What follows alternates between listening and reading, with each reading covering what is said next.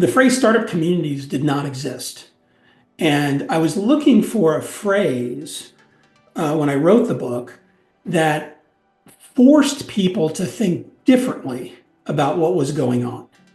People were starting to talk about innovation and entrepreneurship again. And places that were now being talked about as in the US for that included, the Bay Area or Silicon Valley, New York, Boston, and then Boulder would show up.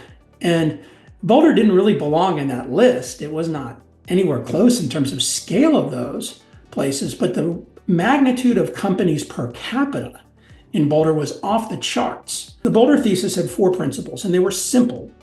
Number one is that the founders have to be the leaders of the startup community.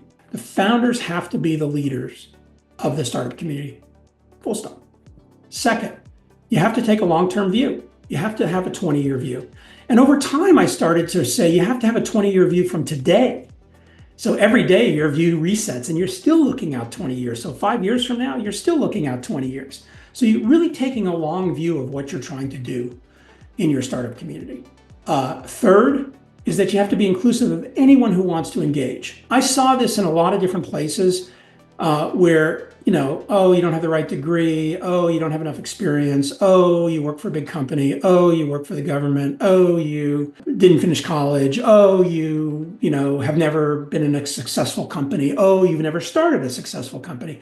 And sort of my view was, no, anyone who wants to engage in the startup community should be welcome, and the startup community should be inclusive. Last is that you have to take a long-term view around having continuous activities and events that engaged people in entrepreneurship. Founders have to be the leaders. You have to have a long-term view. You have to be inclusive of anyone who wants to engage. You have to have activities and events that engage the entire startup community on a continual basis. And then, of course, much more depth in how to think about that in the book with examples. And then the second book, Startup Community Way, Ian and I sort of even went a level deeper in terms of giving ways to think about that and structure around that. What do you think maybe separates, a community that's struggling to grow or to see more activity from one that's really thriving? What do you think is really the thing they should focus on, from the books or from your experience? The word network. Not having cocktail parties, but feeling like you've got all of these network linkages between all of the participants in the startup community, and that your startup community is simply another node on a network of other startup communities in other geographies, and that you have connectivity to those other nodes.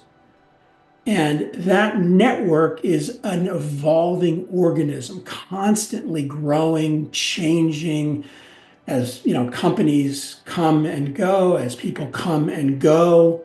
But this notion in the context of founders and startups is input, output. You want people coming to your city and you want people leaving your city, because the phenomena of that network is not a localized network. It has to be a really powerful localized core, but you want that network effect to be geographically distributed, especially when you look at tech and companies that are really, the customers are global. They're all over the place. So that's sort of the positive. If you find the insularness, that's stifling.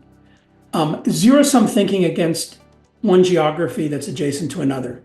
Boulder, Denver is a great example of this. Like if there's zero-sum thinking where Boulder wins and Denver loses, that's just stupid. Boulder and Denver both win when Boulder wins or Denver wins. That mentality is bad. And then maybe the last is this idea of control.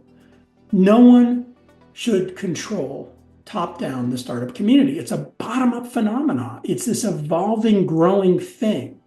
So it's this idea of trying to control things. When you see that among any of the actors, that's a problem.